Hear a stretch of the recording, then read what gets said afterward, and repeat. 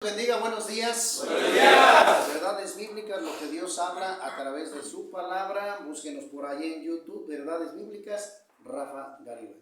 En esta ocasión, pues una vez más, por aquí tengo a mi amigo el licenciado Ulises, el cual me da mucho gusto poder platicar. Él va llevando también un proceso espiritual y pues qué bueno que él está en ese proceso de preguntas, respuestas, y qué importante es llegar a las escrituras para poder nosotros tener el conocimiento necesario de la libertad espiritual. Y conoceréis la verdad y la verdad os hará libres, así lo dice la escritura. Y bueno, Ulises, ¿cómo ves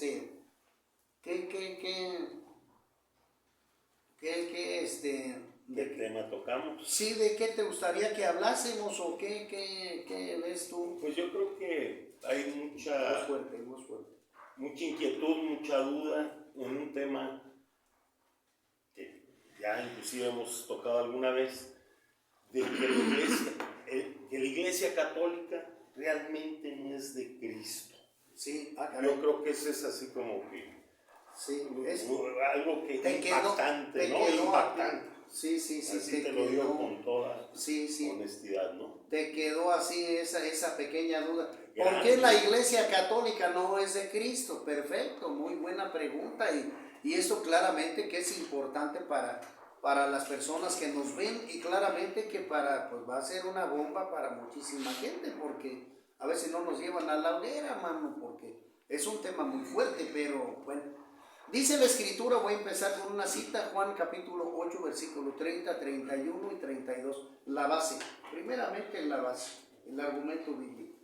Dice el Señor Jesucristo a los judíos que habían creído en Él, y les dijo: si ustedes obedecen, ¿qué? Mi palabra, seréis así mis discípulos, y conoceréis la verdad, y la verdad os hará libres. Entonces, la escritura, no la Biblia en sí, porque todavía no estaba hecha como tal, todavía no estaba reformada, armada como tal, ¿no? Pero la escritura nos habla pues de los judíos. Ellos han tenido siempre los pergaminos, etcétera, etcétera, a través del tiempo, ¿no?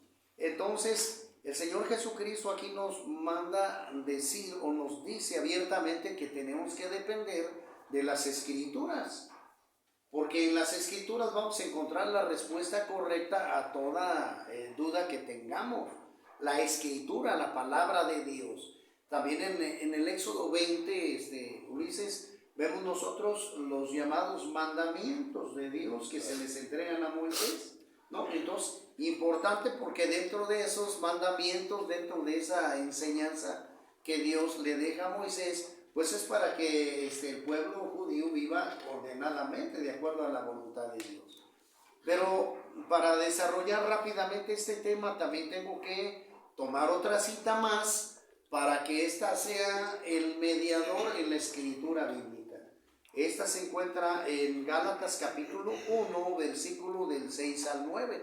El apóstol Pablo hace mención de una cita. Él advierte, por decirlo así, de una manera tajante, que tengamos nosotros cuidado, porque también en aquel entonces, mi estimado Ulises, pues sabíamos que existían sectas como las hay ahora, ¿no? Entonces, en aquel entonces también, además, bueno, en el Antiguo Testamento también había sectas, ¿no? Estaban los fariseos, los saduceos, estaban los egipcios, estaban los babilonios, etcétera, etcétera, ¿no? O sea, es muy profundo eso. Bueno, el apóstol Pablo dice en Gálatas 1, 6 al 9, dice: si alguien viene con una doctrina, con una enseñanza diferente a las escrituras, anatema sea, es decir, maldito sea aquel que venga con una enseñanza contraria a las escrituras. ¿Me explico? Porque el Señor Jesús, ya lo acabo de decir, Él también aplica diciendo: mi palabra, busquen mi palabra. Ustedes cualquier duda que tengan, la escritura les va a dar luz a las dudas que ustedes tengan. Entonces, bajo esa cita bíblica, nosotros nos vamos a sostener. Entonces, el por qué la iglesia católica no es de Cristo. Bueno, simple y sencillamente porque nosotros tenemos que irnos a la base de las escrituras, tenemos que irnos allá y tenemos que mencionar, ¿verdad?, que el Señor Jesucristo, ¿dónde es donde nace? En Belén, Jerusalén. Entonces, digámoslo así, la promesa de salvación, ¿a través de quiénes viene? Los judíos. Dios toma a los judíos, a Israel, como el pueblo elegido de Dios. Y de ahí es donde viene la promesa de salvación. La institución, el país que Dios toma como su pueblo elegido. ¿Me explico? Israel. Y de los israelitas, de los judíos, se les entrega, como ya lo dijimos, la palabra, la escritura, la enseñanza se les entrega a los judíos. Ellos son los portadores de la escritura, los judíos. Son los dueños, vamos a decirlo así, ¿no? Entonces, pero en ese contexto, los judíos pues fueron rebeldes, no obedecieron los planes de Dios, etcétera, etcétera. Entran en un proceso de desobediencia. Entonces, abiertamente el Señor Jesucristo viene al cuadro en la persona de Jesús para poner orden y remedio a esto, ¿no? ¿A dónde viene? Bueno, viene a su pueblo. Viene a su pueblo, a Israel, a Jerusalén, para poner orden. No he venido para traer, ¿cómo dice la Escritura? No he venido yo para traer paz a la tierra. O sea, he venido yo para traer las Escrituras, el orden de las cosas. Porque esto tiene que decirse de esa manera profunda. He venido yo para respetar las Escrituras dadas a ustedes desde el principio. Y entonces empieza un conflicto con los líderes judíos, en los cuales entra Jesús en un punto de contienda muy fuerte, ¿no? Entonces entra la polémica con ellos, el debate con ellos, etc. Después de que Jesús demuestra él quién es a través de los milagros que hace, ¿no? Levanta muertos, sana enfermos, libera endemoniados, etcétera, etcétera, ¿no? Entonces, Jesucristo nos muestra a él quién es y delante del pueblo lo mismo. Es decir, se cumplieron más de 300 profecías en Cristo Jesús del Antiguo Testamento y se hacen visibles en el Nuevo Testamento. Entonces, Jesús, él habló y dijo de quién era él, y él lo mostró, ¿no? Entonces, siguiendo esa línea, los judíos, después de los judíos, al no aceptar a Cristo Jesús, él viene a, ¿cómo decirte?, a enseñarnos una nueva doctrina. Vamos a decirlo así, su evangelio de Cristo Jesús. Porque el pueblo judío no entendió los mandamientos dados a Moisés, etcétera, etcétera. Fueron necios. Entonces el Señor Jesucristo, ya entrando al cuadro, enseña un evangelio, el cual él viene a poner orden en este sistema de cosas. Él viene a poner orden.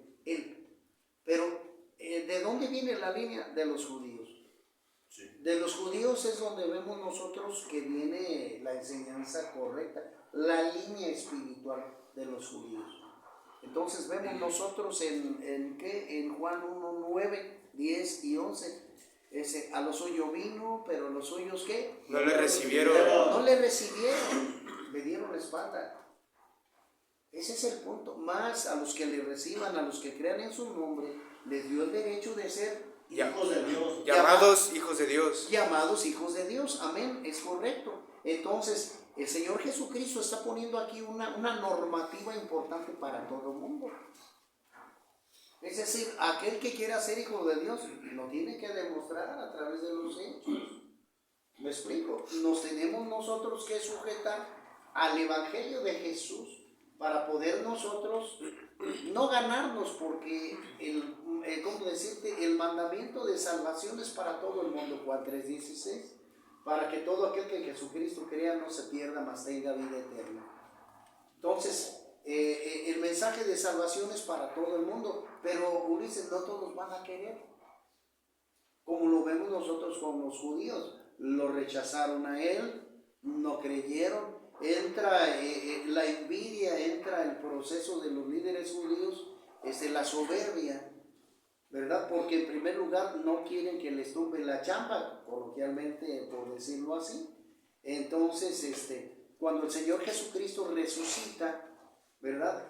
Estos mencionan que no resucitó, los líderes argumentan eso, Mateo 28, que no aceptan eso, no es cierto. Lo que sucede es de que vinieron, a eso le dijeron a los guardias, si preguntan ustedes digan que los discípulos de Cristo se robaron el cuerpo. Y hasta la fecha es lo que argumentan. Entonces el pueblo judío están esperando todavía al Mesías, todavía. Son muy pocos, son muy pocos los que creyeron en Cristo Jesús, muy pocos los cristianos. Entonces, de los judíos viene el evangelio de Jesús, ¿me explico? Y el evangelio de Cristo sale ¿de dónde? De Israel, de ahí es donde sale la salvación, porque Jesús pues era judío, ¿sí me explico? Y de ahí es donde el Señor Jesucristo discipula a sus 12 hombres para que estos pregonen el plan de salvación a la multitud, ¿sí me explico? Ese es el punto central del evangelio.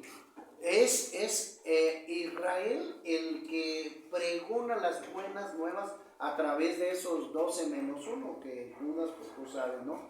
Ya después Matías es el que viene a suplir a este discípulo. Bueno, eso nosotros lo vemos en el libro de los Hechos, la historia de la iglesia, ¿no? Pero tarán. Estamos hablando, Ulises, sobre el año 30, que es cuando el Señor Jesucristo empieza su ministerio, ¿no? Sí. Empieza él a cumplir su ministerio dado por Dios a través de la Virgen, María, etcétera, etcétera, no la Guadalupe, de María. Entonces el nacimiento de Jesús, bla, bla, etcétera, etcétera. Mateo 1, 18 en adelante. Bueno, lo que nos interesa a nosotros es apegado al año 30, donde el Señor Jesucristo empieza él a evangelizar, a darse cuenta, a que el mundo lo reconociera ya como tal. Se hace partícipe delante del mundo, ¿sí me explico? Bueno, no del mundo de Israel, precisamente con su pueblo, ¿no? Entonces, se da a conocer a la multitud. El Señor Jesús empieza a hacer sus obras, etcétera, etcétera. Muerte, su resurrección, etcétera, ¿sí? Entonces, muere en el año 33, resucita, se le da los últimos mensajes a los discípulos de Jesús, libro de los Hechos, capítulo 1, versículo 8. Entonces, y el Señor asciende al cielo, ¿sí me explico? Eso, y nosotros podemos verlo en el libro de los Hechos, ¿me explico? En el año 30 al año 33. Aquí viene ya lo tenebroso, digámoslo así, porque el diablo siempre ha querido hacer eso, estar en contra de el poder de Dios, de la obediencia a Dios, del mensaje escritural bíblico correcto. Y pasan, los discípulos de Cristo empiezan a compartir el evangelio en su pueblo. Dentro de eso podemos ver que en la iglesia primitiva hay un convenio entre los 12. Aquí no hay ninguna autoridad, ninguna cabeza dentro de los 12. La Biblia no establece que Pedro sea el cabecilla de ellos. Se puede decir que Pedro era el varón mayor de edad, era el más grande de ellos, pero no lo dejó jamás Cristo como el jefe de los discípulos. Eso no es cierto, José Luis, eso es una mentira, no es cierto eso. Les dio a los 12 la misma autoridad. Entonces, en este punto, ¿verdad? Ya con la entrada, años después, sobre el año 40 hacia el año 60, ¿verdad? Que hace su aparición el apóstol Pablo, ¿verdad? En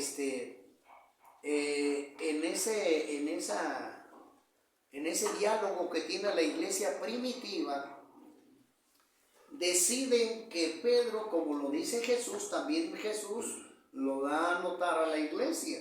Entonces deciden que Pedro, el apóstol Pedro, les lleve el mensaje a los judíos, que los convenza de quién era Jesús, para qué murió en la cruz, cuál fue el propósito, y de que todo lo que los judíos no creyeron, lo crean.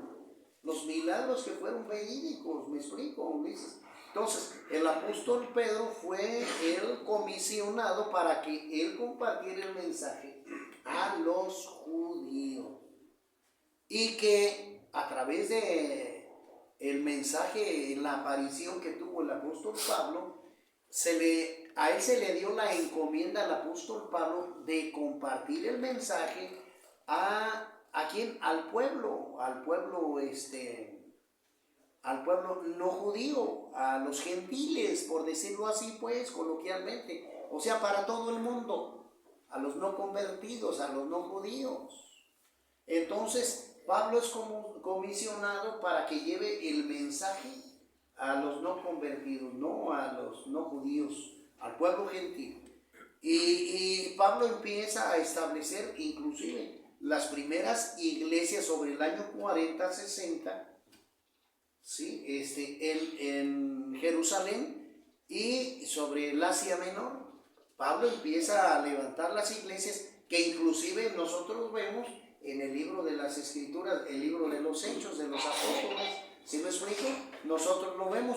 También podemos ver el capítulo 2 o 3 o 4 del libro de Apocalipsis, donde se encuentran las 7 iglesias establecidas ya por Dios, etcétera, donde no se encuentra la iglesia católica, donde no se encuentra ni en el libro de los Hechos.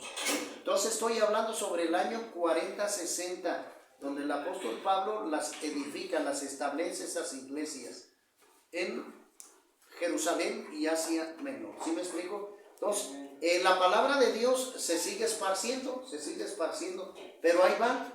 Hasta el año 300, es decir, el apóstol Pablo sobre el año, dijimos, 60. Entonces, hasta el año 300, o sea, ¿cuántos años pasaron? 240 años después, nace la Iglesia Católica, Apostólica y Romana, precisamente en Roma. 240 años después del trabajo de la iglesia, del trabajo misionero de la iglesia, ¿sí me explico? O sea, es anacrónico que el catolicismo quiera, ¿cómo se llama? ¿Cómo se puede decir? Juntar el tiempo, reducir el tiempo, apegar el tiempo, jalar el tiempo. No se puede, es imposible. Entonces, es decir, Constantino, que lo podemos nosotros ver a través de la historia, fue el gobernador en turno en el año 320, que es el que establece la religión católica romana junto con sus líderes,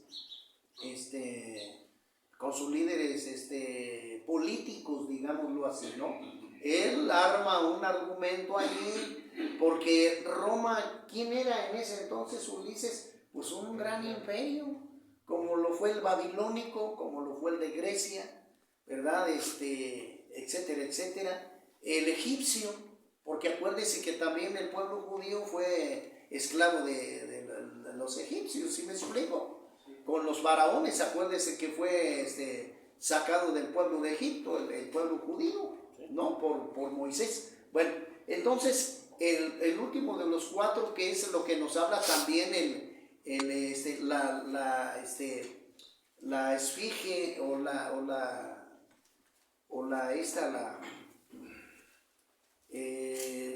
este ídolo que levanta Nabucodonosor, ¿verdad? Nos habla de estos 4 imperios, y el último pues es Roma. Entonces es el que gobierna ahorita, espiritualmente hablando.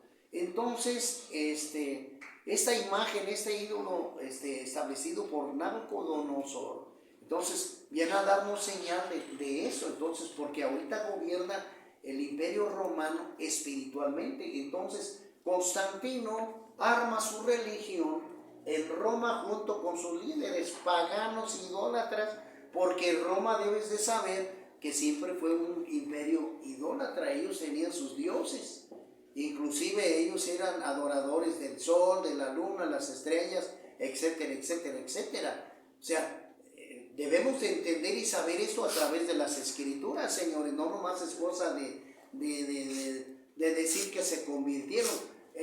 Constantino declaró haberse convertido al cristianismo, pero fue mentira. O sea, él utilizó este argumento para poder tener poder, para poder tener gobierno sobre el mundo entero, porque estamos diciendo que Roma era un gran imperio y llegó a tener poderío sobre el mundo, porque ellos tenían el poder de la navegación, del comercio, de la política, de la cultura, inclusive del punto espiritual también, ¿sí me explico? Entonces eso es lo que Roma se fortaleció para esta manera. Lógicamente vemos a través de las escrituras que efectivamente Roma no puede ser de Cristo, Roma no puede tener allí su institución establecida por Dios jamás, jamás, jamás, porque vemos nosotros que la iglesia depende de Israel, que viene el lineamiento de bendición a través de Israel y no de Roma. Entonces, otro argumento más, las enseñanzas que opera la religión católica romana, el Vaticano, no se establecen, ¿verdad?, en las escrituras, es decir, están fuera pues del lineamiento bíblico. Y eso es lo que las personas, sobre todo los católicos, deben de tener conocimiento aquí, deben de tener cuidado. Otra cosa, Ulises, no quiero que esto se vea como un ataque, sino simplemente es ir a las escrituras para que Dios realmente nos ilumine. Ahora, si tú me dices, oiga, entonces, ¿cuáles son los argumentos que la escritura nos muestra para descubrir que la enseñanza o la doctrina católica no es correcta? Pues te puedo mencionar algunos. Acuérdese del punto central que dijimos nosotros anteriormente, Gálatas, capítulo 1, versículo del 6 al 9. Si alguien viene con una mentira diferente a las escrituras, anatema sea. Así sea. Entonces, bueno, ahí te va, con una enseñanza, ya aquello se contaminó. Bueno, vamos a empezar. 1. Bautismo de niños. Eso no es bíblico. No es bíblico, es antibíblico. Mateo capítulo 3. No puedo abarcar tanta cita ahorita o lectura por el tiempo, ¿verdad? Mateo capítulo 3 y Juan capítulo 3. Para que una persona realmente sea bautizada, dice Mateo 3, necesita arrepentirse de sus pecados, como tengo la cita bíblica en la pared, ¿verdad? Arrepentirse de sus pecados para que pueda haber orden, que seamos conscientes de nuestros pecados para dejar a Cristo entrar a nuestro corazón y que Él empiece a gobernar nuestra vida. ¿Sí me explico? Entonces, el bautismo de niños es antibíblico. Es antibíblico. No hay arrepentimiento. Bueno, y te voy a dar pues esta cita bíblica, Marcos 16:16. El que creyere y fuera bautizado, ¿será qué? Salvo. Salvo. Mas el que no creyere será condenado. Entonces, para poder ser bautizado necesito primero creer, cosa que un bebé no lo puede hacer. ¿Estamos de acuerdo? No sabe ni hablar ni nada de eso. Entonces, con eso tachamos ese argumento. Celibato sacerdotal. Eso también lo argumentó el catolicismo para poder tener poder, influencia, y que cuando murieran los curas, ¿verdad?, los sacerdotes católicos, por decirlo así, ellos quedarse con todo dinero, lo que ellos hicieron en vida, lo hicieron con dolo, ¿verdad? Celibato sacerdotal, el persignarse, el novenario, el rosario, el purgatorio, en la venta de indulgencias, llamar padre vuestro a un hombre, porque al cura superior de ellos así le dicen padre, a los líderes les llaman padres. Pero ¿qué dice 23:9 de Mateo? No llaméis padre vuestro a nadie aquí en la tierra, porque solamente un padre tenemos y es el que está en el cielo. ¿Me explico? La adoración a la Virgen, la Asunción de María. Allí ya metieron otro tipo de vírgenes con diferentes nombres, que la de Menogori, la de Fátima, etcétera, etcétera, muchísimas. Entonces, son enseñanzas antibíblicas que no tienen respaldo espiritual, sobre todo la idolatría, el tener imágenes en sus templos, donde son ¿qué? Son monos, son ídolos de yeso que no tienen ningún poder, y que nosotros vemos, por ejemplo, en Éxodo 20, en el Salmo 115, el 4 al 8, que Dios está en contra de esas prácticas. ¿Me explico? Entonces, por eso mismo no podemos argumentar que la Iglesia Católica sea de Cristo, porque está fuera de los lineamientos espirituales. ¿Me explico? Es decir, hacen todo lo contrario. ¿Y para qué decirte, por ejemplo, que les mandan poner que ¿cómo se llama? La ceniza en la cruz, la ceniza, el día 3, festividad de mayo, que el día de la Santa Cruz? Pues ¿cuál santa? Si sabemos que inclusive los mismos romanos inventaron la cruz como símbolo de muerte. El Señor Jesucristo tuvo que pasar por ahí para encontrar la salvación. ¿Sí me explico? La salvación nuestra, pues, a través de su sacrificio. Pero la cruz no es un símbolo cristiano, no es un símbolo cristiano. Entonces, por eso es lo que nosotros podemos argumentar aquí. Aparte de que, te vuelvo a repetir, en el libro de los Hechos no se encuentra ninguna iglesia católica. En el año 30 al 33, en el tiempo de Jesús, en el año 40-60, que es cuando Pablo establece las primeras iglesias, en Apocalipsis no se encuentra eso. Y aquí el punto para terminar se encuentra en Mateo, en Mateo capítulo 16, donde el católico se argumentan de este principio bíblico. Entonces, del 21 en adelante, dice así: desde entonces comenzó Jesús a declarar a sus discípulos que le era necesario ir a Jerusalén y padecer mucho de los ancianos, de los principales sacerdotes y de los escribas, y ser muerto y resucitar al tercer día. Entonces Pedro, tomándolo aparte, comenzó a reconvenirle, diciendo: Señor, ten compasión de ti, en ninguna manera esto te acontezca. Pero él, volviéndose, dijo: Pedro, quítate delante de mí, Satanás, tú eres tropiezo, porque no pones la mirada en las cosas de Dios, sino en la de los hombres. Entonces Pedro, vemos aquí, ¿verdad?, que fue ¿cómo se puede decir? El enemigo lo empezaba a zarandear, ¿no? El enemigo lo empezaba a zarandear aquí. Pero más bien quiero hacer presente lo que el argumento católico, pues, 18. Gracias. En el capítulo número, en el versículo 18, lo voy a decir así rápidamente. Dice: viniendo Jesús a la región de Cesarea de Filipo, preguntó a sus discípulos diciendo: ¿quién dicen los hombres que es el Hijo del Hombre? Ellos dijeron: unos Juan el Bautista, otros Elías, y otros Jeremías o alguno de los profetas. Él les dijo: ¿y vosotros, quién decís que soy yo? Respondiendo Simón Pedro le dijo: tú eres el Cristo, el Hijo de Dios viviente.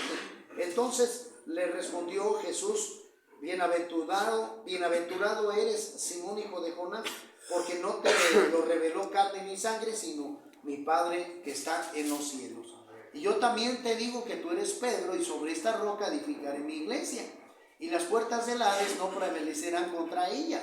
Y a ti te daré las llaves del reino de los cielos, y todo lo que atares en la tierra será atado en los cielos, y todo lo que desatares en la tierra será desatado en los cielos. Entonces mandó a sus discípulos que a nadie dijesen que él era Jesús el Cristo. Entonces el católico argumenta, Constantino, de esta cita bíblica para de allí agarrarse de lo que el Señor Jesucristo le dice a Pedro. Pero recordemos que esta declaración, ¿dónde la está haciendo Jesús con Pedro? En Jerusalén, no en Roma. ¿Me explico? Y que Jesús le está diciendo a Pedro, tú eres piedra, tú vas a formar parte de la iglesia que estoy estableciendo en la tierra. Tú no nomás tú, sino todos los demás. Porque en ese momento contestó Pedro, ¿sí me explico? Pero había 11 más con él. ¿Me explico? Entonces, el argumento es de que a ver la mano, haz de cuenta, el católico dice, tú eres Pedro y sobre esta piedra. O sea, señalando ellos a su manera, a su conveniencia, de que Pedro es la base de la iglesia, el fundamento de la iglesia. Y no es así, no es así. Tú eres Pedro, pero sobre esta piedra. ¿Sobre quién? Sobre Cristo. Está establecida la iglesia. ¿Por qué? Sencillamente con esto termino, Ulises. ¿Por qué? Porque Pedro está muerto. No puede hacer nada, ni escuchar, igual que María. No pueden escuchar, no pueden oír, no pueden hacer milagros, ni nada.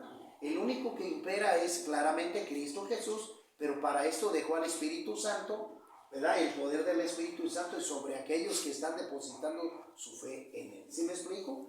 Entonces, la piedra reprobada por los edificadores es Cristo Jesús, no Pedro.